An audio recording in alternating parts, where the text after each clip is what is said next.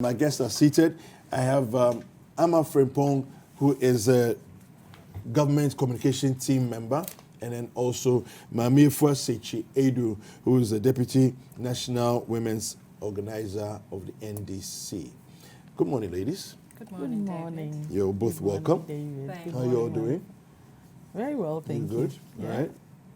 Very All right. good. It's been a while, Maame Efua. That's correct. It's been a while. Yeah. Miss your set. It's good to have you here. It's good to have you here. Well, let's dive into our story for And let today. me say hello to Amma. It's It's always a pleasure good being to on see set you with too. her. It's a pleasure. Hey. Oh, really? Okay. Why the A? The okay. look of surprise. Yeah, well, yeah, you're doing your thing. Okay, so let's dive into our stories. Termination of PDS deal. Government withdraws 190 million compact fund for unwarranted. It says it's unwarranted cancellation. Let me quickly read the story, and then we can have the conversation. All right. So on Citi newsroom.com, termination of PDS deal was unwarranted, 190 million US dollars withdrawn. Okay, so the story says the United States of America has described the termination of the concession agreement with PDS as unwarranted. Despite the government's claims of fraud in the deal, the U.S., in a statement from its embassy in Ghana, insists that the agreement was valid. Now, here's a quote. Based upon the conclusions of the independent forensic investigation, the U.S. position is that the transfer of operations, maintenance, and management of the Southern Distribution Network to the private concessionaire on March 1st, 2019 was valid, and therefore the termination is unwarranted. The statement read. The termination of the deal means Ghana will be losing out on $190 million. The statement noted that following the termination of the deal, the MCC, which is the Millennium Challenge Corporation, has confirmed that the $190 million fund granted to Ghana at the March transfer to the 20-year concession from ECG to PDS are no longer available. The U.S., however, says it will continue to implement the first tranche of funds, which was $308 million, with MIDA, the Millennium Development Authority. This funding will continue to support important improvements to the infrastructure of Ghana's Southern Distribution Network, increase reliability and power access to key markets, and advance energy efficiency programs directly benefiting the people of Ghana. All right. So let me continue further down why the deal was terminated. PDS was in July 2019 found to have presented invalid insurance security for the takeover of ECG assets. The company was initially supposed to furnish ECG with payment security in the form of either a demand guarantee or a letter of credit issued by a bank. The insurance guarantee came about because of difficulties experienced with raising a bank guarantee. PDS appealed to use a demand guarantee issued by an A-rated insurance company. PDS thus submitted the payment securities in the form of a demand guarantees issued by a Qatari insurance firm, Al-Qut Insurance and Reinsurance, which eventually became the source fraud after it was discovered that there were fabricated letters and forged signatories. The government also noticed that Al-Qut did not have the capacity to engage in such a transaction based on its net worth. The company was not also authorized to issue demand guarantees. All right, so let me start with you, Amma.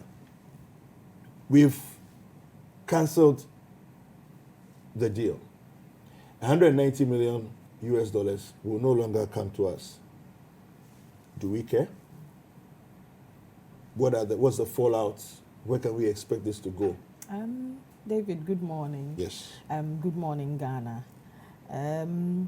Before I go on to that, you read something during your newspaper review that, two things that caught my attention. and I'd like to highlight on it. One said that Ghana is set to export power to Mali and Niger, which is something good. We have some excess power from the take or pay and the take and pay. And if we are going to pay money for it, it's better that it's not sitting idle than, you know, it's much better being sourced out and getting some revenue from it. So I think it's a step in the right direction, and we commend government for that.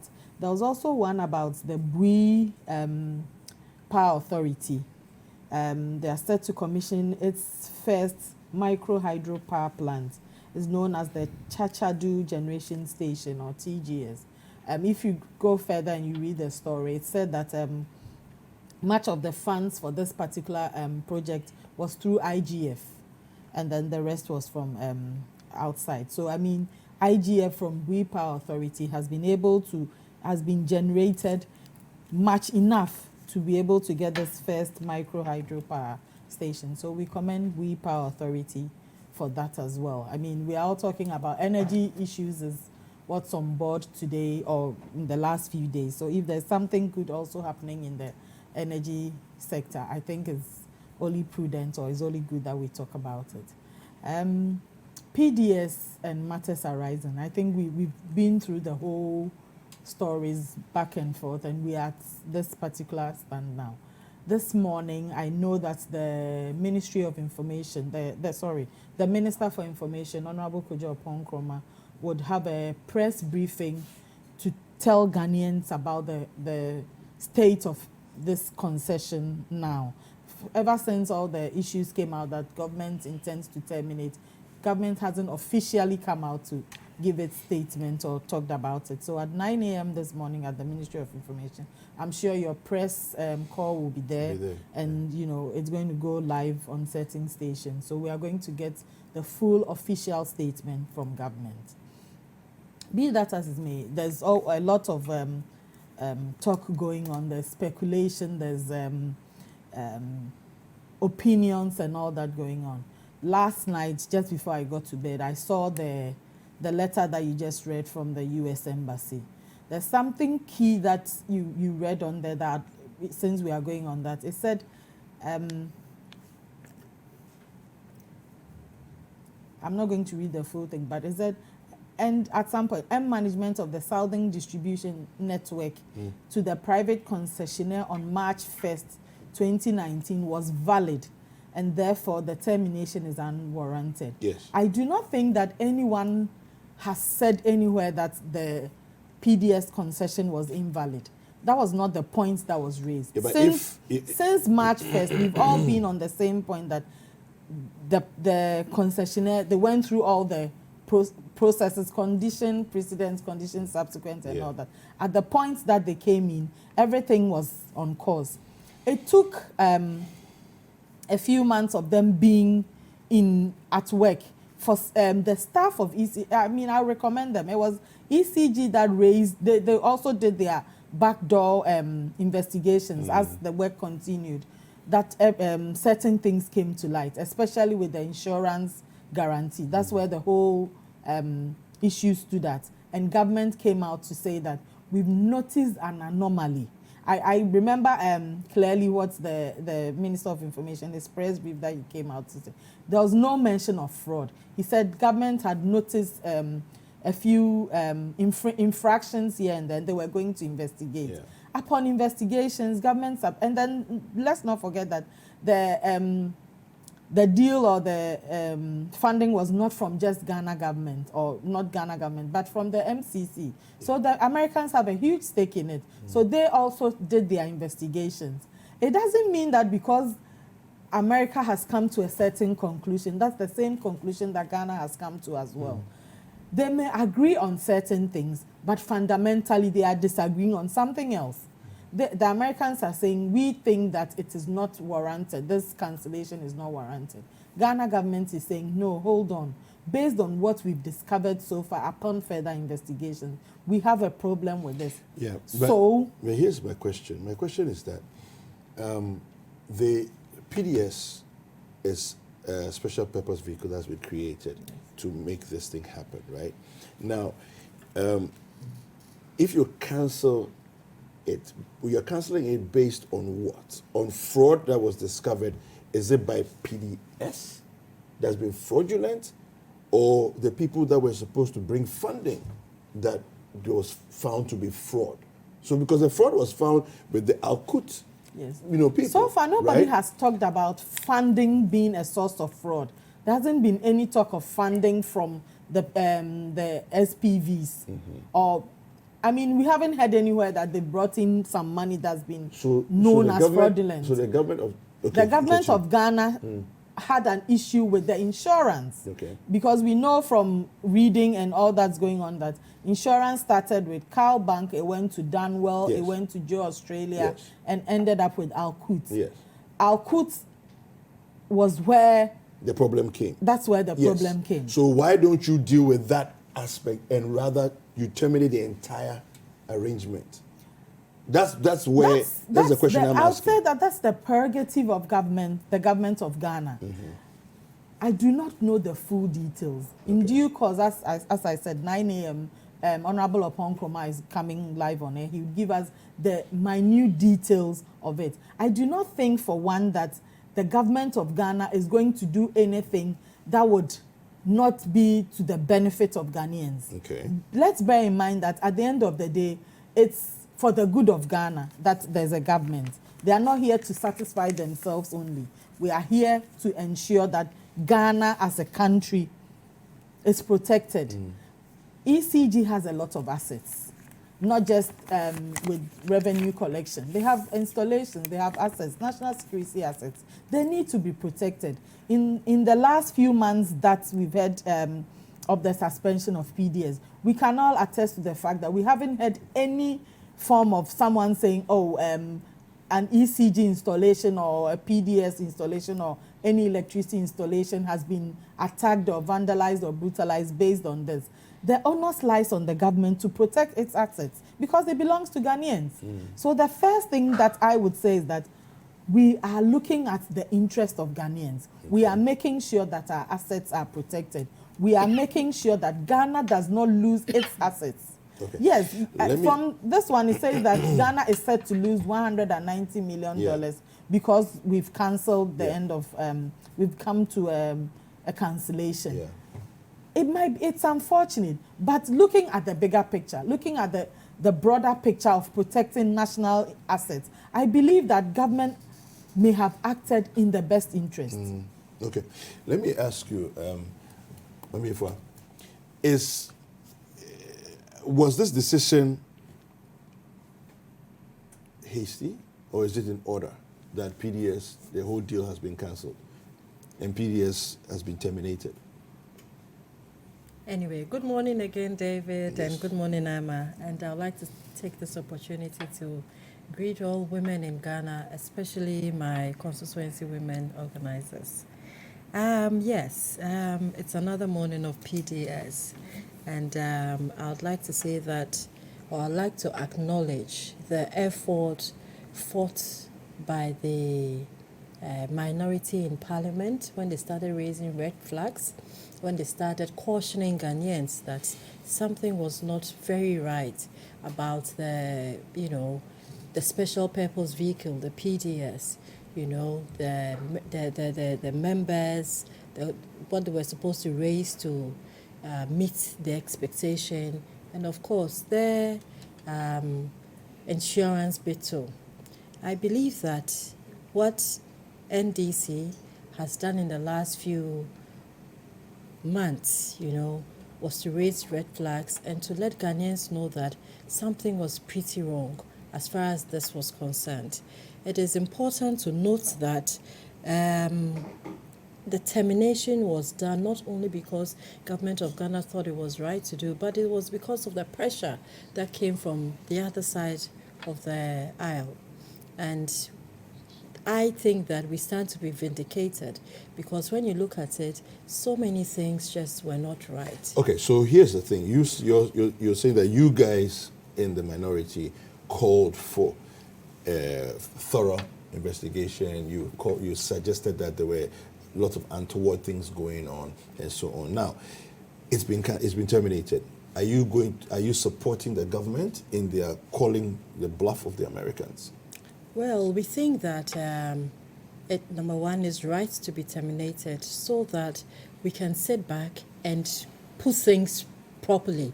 I know that it's unfortunate that we're going to lose $190 million, but remember that this agreement started way back in 2004, okay, during President Kufuor's time, when the Americans decided to support, that's when MCC started, what was put together. So the American government sought to support us in the agri sector, the road network, and now electricity. During President Kufuor's time, that was when all these things started, but it was rolled out in President Atta Mills's time, during President John Mahama's time too. We're able to finish most of the agreements that we had with the Americans as far as the MEDA MCC is concerned. Now, in this era, what we sought to also finish was to make sure that electricity company was supported, because honestly it was in a lot of distress when we had all these issues about electricity company. If you remember, our problem mainly was that it didn't have money, it wasn't well resourced. You know, we had Gridco and all its related families coming out to say that government owed them, it was in debt, it didn't have money. So I think that it was only proper for the American government to come in and say that I'll support you partly, I'll give you almost 500 million to support this, which they gave 308 to start with, you know, and you are also to meet us halfway with another 500 million so that together we restructure the whole system, you know. Unfortunately, putting together that special purpose vehicle to make sure that some private sector is put together to support it, that didn't happen. I am not a financial person, neither am I a lawyer, but I believe that when it came to PDS, it would have been right if the partners, I mean, that whole deal was a bit more open and transparent, but it was just put together by a few people whom you and I know are very close to the president, and most of them are family members of the president. And that was when we said that there's something wrong with this. I remember listening to some of the communicators on the other side. They kept saying that we didn't have time. Who are these family members of the president that you are alleging?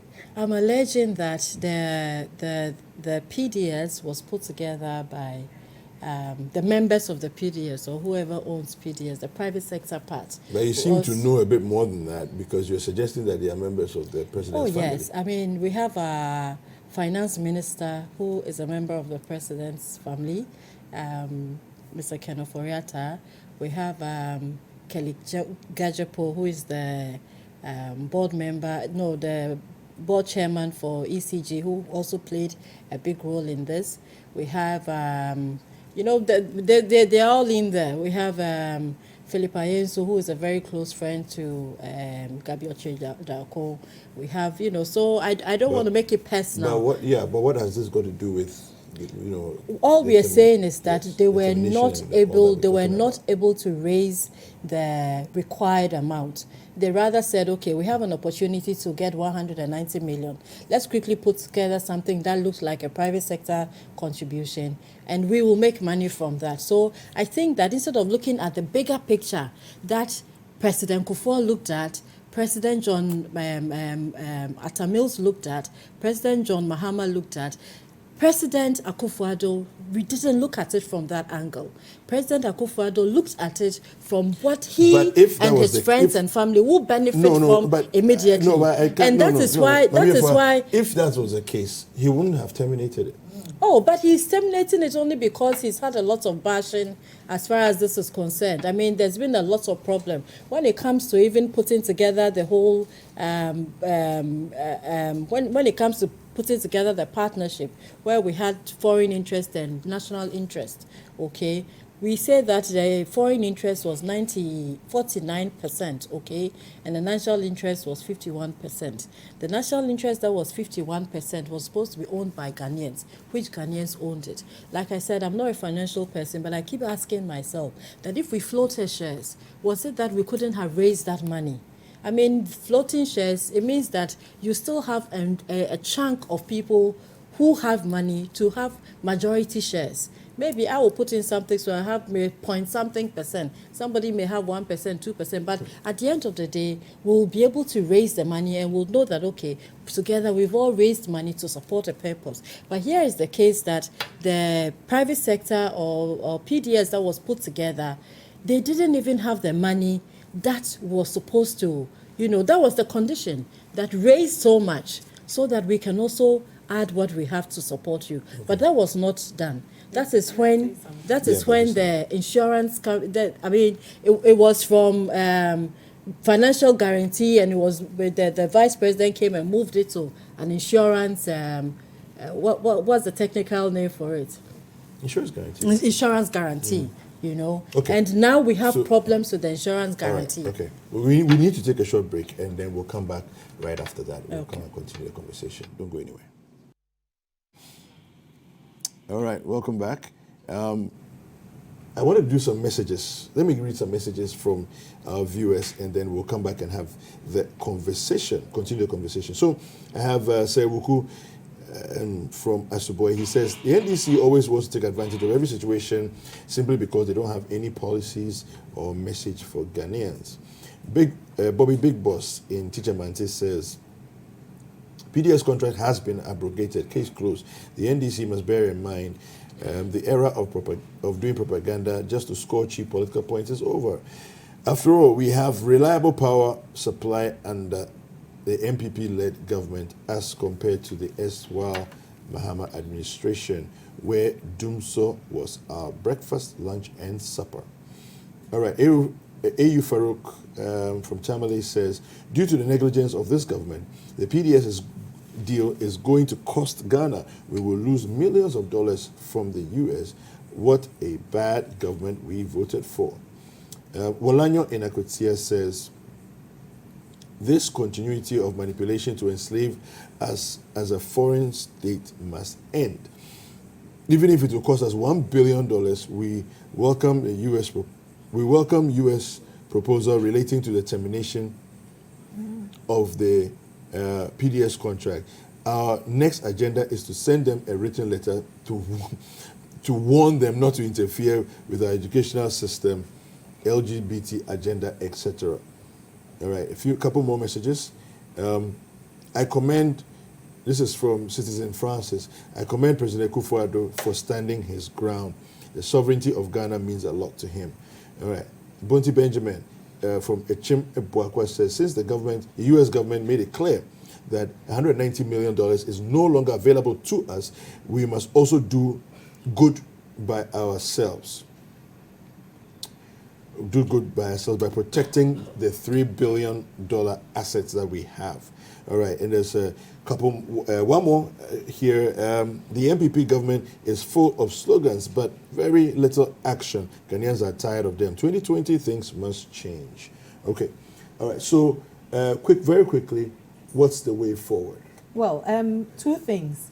Maame Efua mentioned that we did family and friends, and mentioned Mr. Kenuforiata. Yes. Mr. Kenuforiata is the Minister for Finance of the Republic of Ghana. Yeah. He is not in any way involved in the concessionaires, the SPVs. He's not involved. That's one thing that we need to get clear.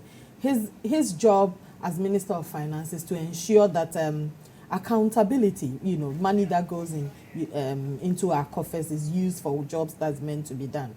He's in no way, only one of the few things that I've seen is a letter that he is signed by him or written by him on behalf of Ghana to MCC and stuff like that. It does not mean that he's involved in it. Mr. Kelly Gajapu, he is the board chairman for ECJ. It was ECJ that came out to to raise red flags over things that they thought were not going right. So in one breath, he's a member of the family and friends that is involved in this PDS, and he's also raising red flags. Wouldn't it have, if he was interested in that, wouldn't it have been in his best interest to keep quiet and watch things go? I don't think so. He's part of a group that has come out. He's the board chairman of the company that came out to say, no, let's pause here, let's look at this here. So I don't think that would be, excuse for lack of a better word, that would be awkward of him to stand here as a referee and also be a goalkeeper. He can't do that. His job was to ensure that ECG assets, or the company as ECG stands, is protected. And his company has done that. We should be commending the board or the management of ECG, or the people in ECG that raised these red flags that have come out. So if we are going to talk about people who are doing family and friends, we know a typical example that the president and his brother, we are looking at our bauxite. He was giving it all to him. To go to one person. But what this government did was that 59-41 to bring Ghanaian partnerships or Ghanaians involved in it. If we are looking at it from that way, then I don't think that Ghana did something wrong at all. Who were the Ghanaians who were in the 51%? There was a company called Santa Baron. There was GT or GTS something. I mean, there were few companies in it, and from something that I read last week that gave me some more insight. There was this NDC press conference where they raised some issue which turned out not to be accurate, that Ghana was giving the shares from Meralco to 2 different companies in it. That was when I got to know that even with a company like Meralco that was heading it, it had other shareholders or other SPVs in it that were the AE Energy and the something, yeah. and it's energy or something like that. So basically, even with this Energia SA, so even with the SPVs that were or the companies that were in there, like let's say Santa Baron, they also had they were the mother company, but they had other companies in there as well. So it wasn't just one person or one group. It was a group of people. Energia from Angola. Angola. They were part of Meralco when they were the 2 names that came out were part of Meralco, but it was Meralco's name that we have been hearing all the time. So as in all, I was told that it's completely legal. If lawyers talk to you about it, they tell you that when it comes to SPVs, the name that's at the top doesn't mean that's the only company involved in it. Okay. We've heard people saying, oh, somebody was a neighbor to Mr. Ostredaku and he's involved in it. He's a Ghanaian. If he's entitled to it. It was bid internationally. This was not or things that were concealed. So if I'm in a capacity to do something, because my government is in power, you're going to say, oh, you don't qualify because the MPP government is. So it doesn't work like that. As long as I'm qualified and I'm a Ghanaian, I'm entitled to it. Okay. Any final comments? Or we can move on? I think that the U.S. Embassy is saying that they do not encourage cronies putting together companies, and it is not right. I also believe that we'll have to turn away and condemn some of these cooked deals that were happening. You know, this Energia CI that we mentioned, even though we had Meralco owning 30%, okay? You know, Energia CI SA was the same Ghanaians that had went to Angola, put together a company, pretending it was a foreign company. Yes, what's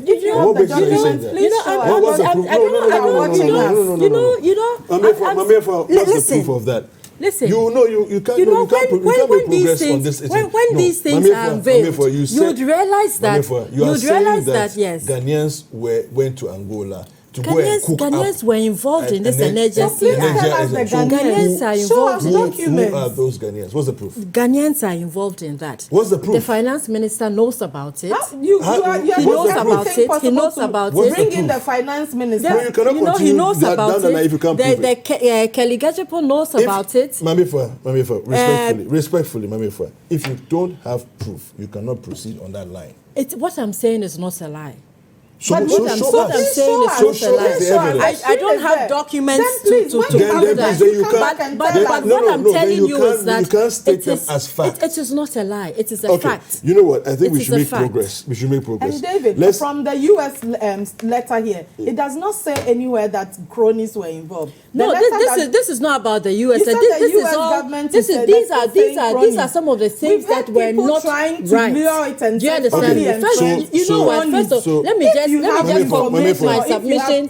Let me conclude my submission by saying that look, all make assumptions. electricity your company. submission is flawed in We the can sense all that. Forget it. So you're withdrawing it. I'm withdrawing it. Okay, all right. Electricity Company of Ghana, had assets of 22 billion. Is it 22 billion dollars? The electricity company. Yes, their assets. They're 3 billion. worth.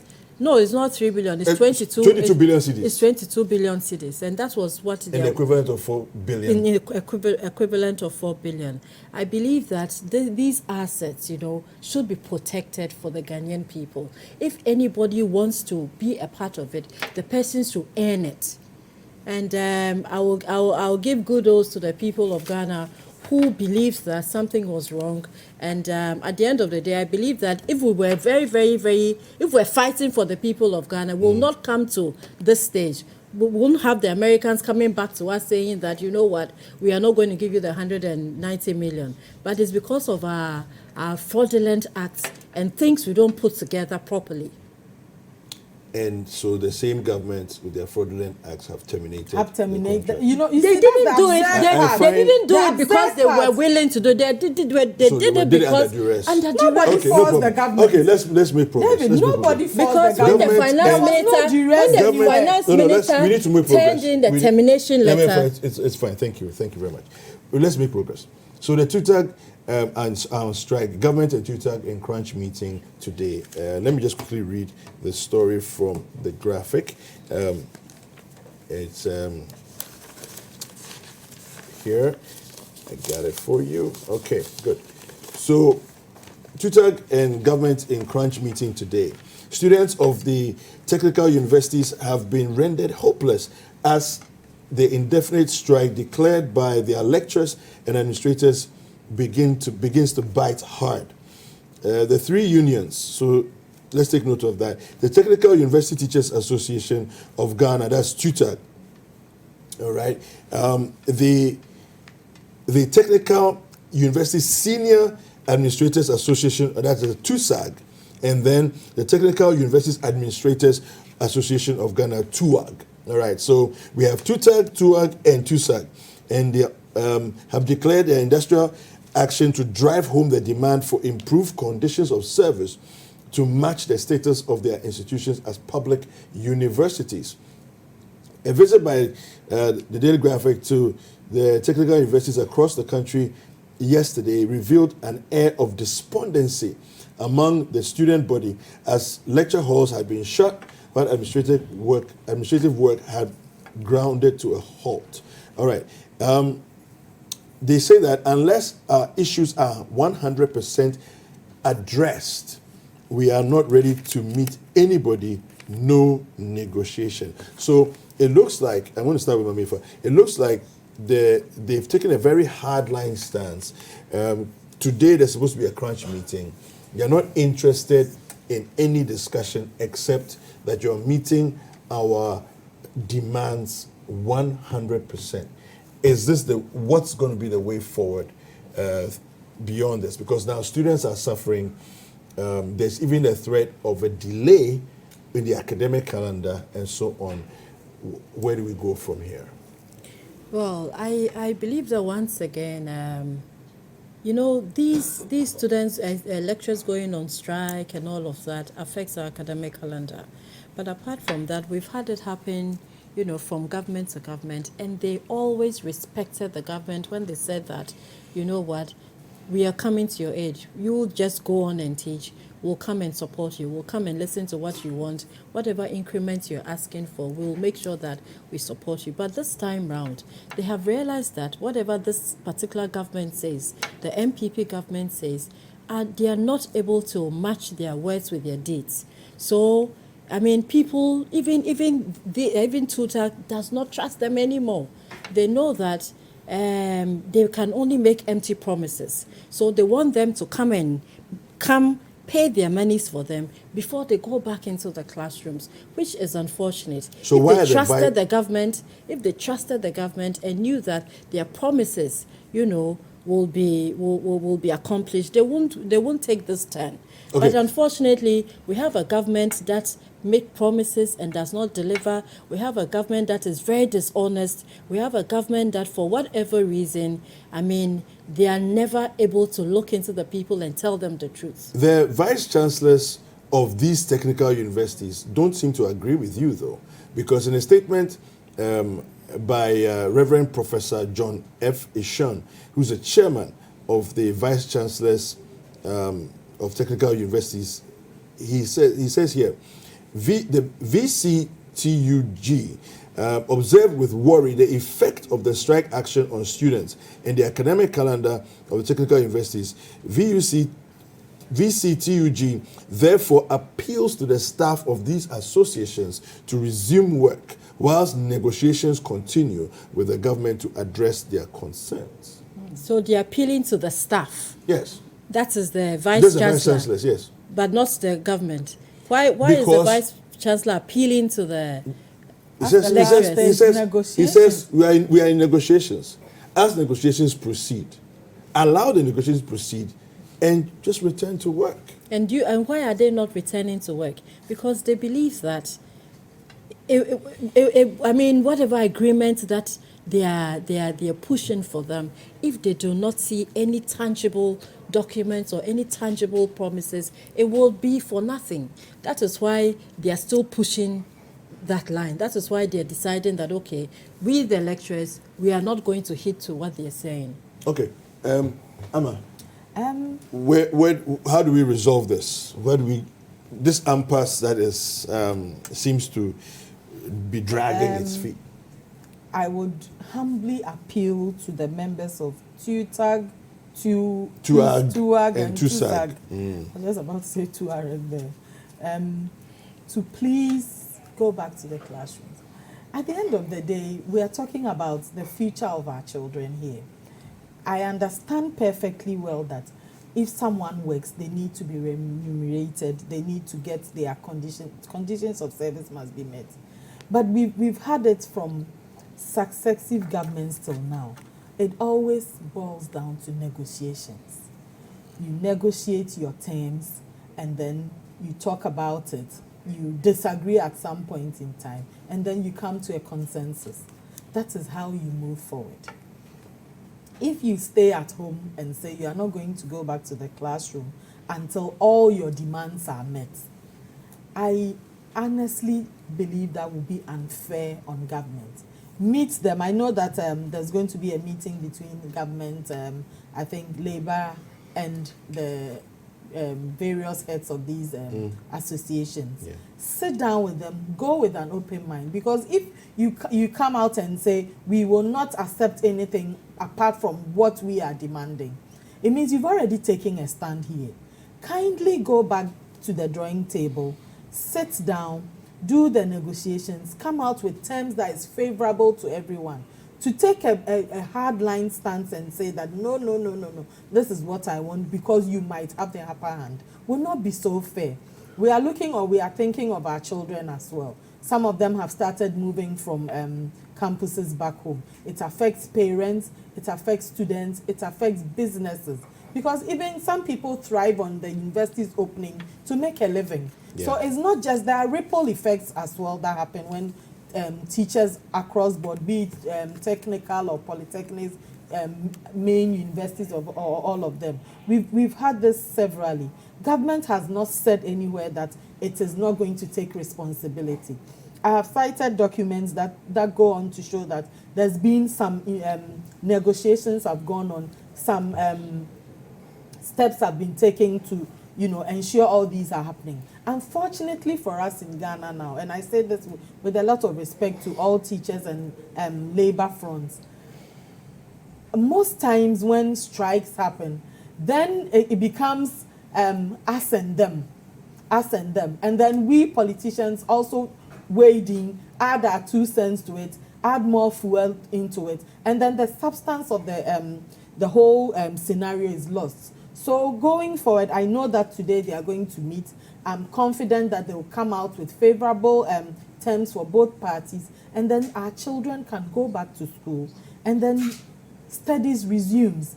It said in there that the VCTUs also appealed to them that whilst we are waiting for negotiation, could you kindly go back into the classrooms? It means the VCs are aware that the government is making all efforts. It does not in any way say that we are irresponsible, we do not care about teachers, or we are not taking their concerns into consideration.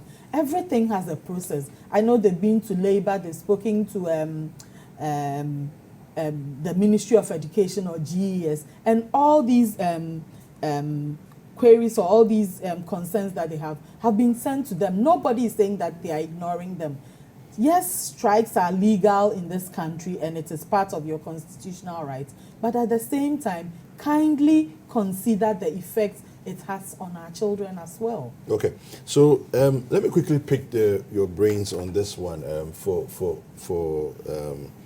just to clarify, because it's an issue that we've been dealing with in the last few hours as to KNUST a year on, right? This issue of students on campus, now we want to make all halls mixed, yeah. right? And the students on one hand who are alumni of the single-sex halls, especially the male students, okay, are very anti the change, all right? On the other hand, for example, I really don't care, because I went to a mixed hall. I was in a mixed hall. So to me, it's neither here nor there. What is your take on the current situation? Because what's happening is that the Otumfuo says, listen, let's leave it as mixed halls as we negotiate behind the scenes to come to an agreement on the way forward. Okay, so currently, there's no issues on campus as in the curfew. There's no curfew on campus. The students are there, but they are mixed halls. And people, the undercurrents are still there. They've not gone away. I don't know what your thoughts are on this conversation. Well, I believe that traditionally, alumni have prided themselves of having their single-sex halls, and for them that is everything. But I believe that now the problem is allocation of rooms to people. I mean, accommodation itself is a problem because the numbers have increased. Yeah. So, but sometimes I wonder that. But if accommodation is really the issue, why don't you just build new hostels? That is my thing. I think that it would be beautiful if we focused on building new hostels to accommodate, if it's more females that are now coming into the school, to accommodate more females instead of going against the beauty and the tradition of single sex halls.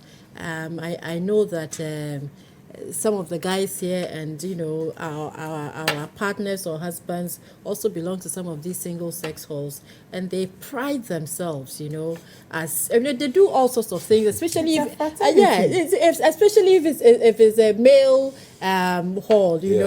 I know of Commonwealth because my husband is an alumni. The Vandals. They have the Katanga, Conti, And I think Cape Coast also has Casford and I think they're beautiful traditions, and that we should let it stand. What I think is that these days we have more ladies coming into school than we did before. So they should build more hostels for the ladies and accommodate them, and also let the ladies have their pride and privacy of having a single sex hall for ladies. So it may take a while, but I think that they should just leave the tradition to be, because that is what makes you who is the pride of being a student in that school. So Yeah. I'm waiting for who your shout out would be to. What are your thoughts? I am pro tradition, like she said. I think it's a beautiful. It's also a culture. It defines them. They bond there. They get to. They have their peculiar traditions that they pride in. I've been to. No, but the mixed halls, can't they bond? But the mixed halls do that. When my daughter went to my elder daughter went to university, she was in Legon, and her major thing was that she wanted to go to Report Hall Week. It was something that she had heard so much about. It's a big deal, and it's a big deal for them. They cohabit there. They've had it for so many years, and it's a huge thing that if you go to university and you don't go to Report Hall Week, be it in Cape Verde or Accra or wherever, you have to go to Report Hall Week. And then she said it to her sister, you need to go. And I said to them, what is the big major thing about it? You're only going to go there. There's music, but it's something that they pride themselves in. The guys also have their traditions that they've been going on and doing it. It has not caused us anything in this country. Yes, we've had a little excesses as time goes on, but these excesses have been kept. They realize that they are adults. They are going into the adult world. Even when they are doing it, their alumni get involved in it. Whether they are 60, whether they are 40, you see your uncle being excited about going for a vandal program, and he automatically turns into I always say, your spirit of Father Bacchus, and you need to maintain it. Bringing the girls there and adding them to it. What are you trying to do? Dilutes it, right? Cut them out or what? We've had fraternities. When you go to the US, they've had these beaters and all that. That's worked, and it's beautiful. People associate with it. So by all means, there are going to be changes. But please, for this one, dear, we beg them. The high-handedness should go down a bit. And then if it's all about getting more girls into it, we are all for it. But hostels, yes, give the hostels new names and let the girls also build their own culture, their own identity. Yeah. Let them, do that. It does not take away anything if I went to university and I went to a mixed hall or an all-female hall or a male hall. But if these are traditions, like Kiso, the tradition goes on. So please, kindly let the traditions go on. And you still won't let me do. I just want to congratulate if you want to congratulate Richard Ahiagba. He's now the acting boss or the acting executive director of the Dankwa Institute. He's a member of our national communication team. In fact, he's a deputy director. Richard, congratulations on your new role. I have no doubt that you excel very much in it. And I also like to commend our national organizer, Sekyi-Aidoo, and the director of international affairs. They've been all over the world, MPP to the world. Over the weekend, they were in La Côte d'Ivoire with Second Lady Samira. So we are poised for victory 2020. Thank you, Amma. Thank you. Are you also going to do any shout-out? Yes. if you are, you have 30 seconds. October is breast cancer month. Please, our ladies. I think I'll pick it from where she ended. We are in October and it's breast cancer month, and then this weekend, Friday, Saturday, we'll have John Domelo and myself on Legon campus. We'll be having some screening, not only breast screening, but we'll also have some eye screening and all of that, eye test and all that. So we are asking all the ladies on Legon campus that this weekend, Friday, Saturday, make sure you're around so that we go through some screening and, check you out. Love your breast and avoid cancer if it's avoidable. All right. Well, thank you very much to you, Maame Efua Sekyi-Aidoo, who is the NDC. She's a deputy NDC women's organizer, and then also national women's organizer, and then also Amma Frimpong, who is a member of the government communication team. Thank you very much for watching. Hi guys, I hope you enjoyed this video. Subscribe to our YouTube channel, The Citi Tube, for exclusive breakfast daily content and other Citi TV programs. like, comment, and share with your friends.